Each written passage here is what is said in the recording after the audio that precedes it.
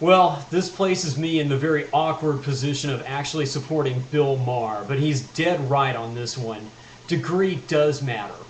Look, this is not about Bill Maher or Tavis Smiley. This just makes the perfect starting place for what I really want to talk about.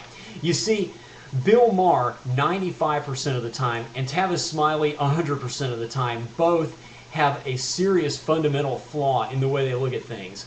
But it happens to be the same flaw that a lot of fundamentalist Christians have in their point of view.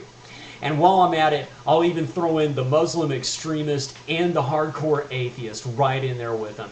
In all four cases, all of these people have the flaw of applying an absolutist standard to their point of view.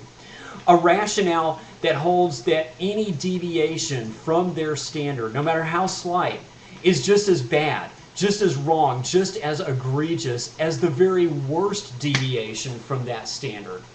That's how Tavis Smiley can take a few offhanded, insensitive, sexist comments from American men towards their ladies and place it on the very same pedestal as honor killings in the Middle East.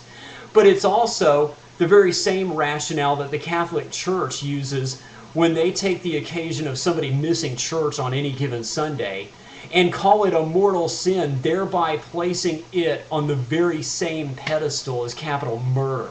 Sorry, but I as a Christian cannot bring myself to believe that the God that I love and try to serve as best I can every day places the same value on those two things. I just can't go there. It's also the same rationale that the Muslim extremist uses in their effort to inflict Sharia law on the West. Here's the thing.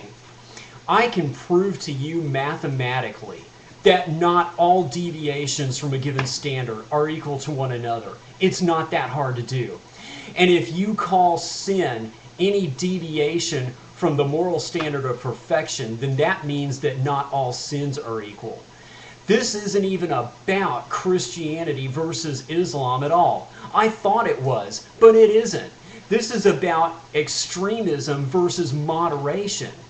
It's about absolutism versus moral relativism and how in both cases the latter should win the day over the former, but all too often it doesn't.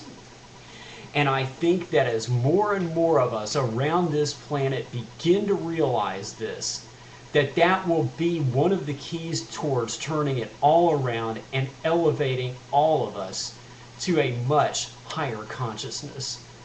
Here's hoping that that takes place sooner rather than later. I want to thank all of you for watching, and I'll see everybody next time. Till then, Steve out.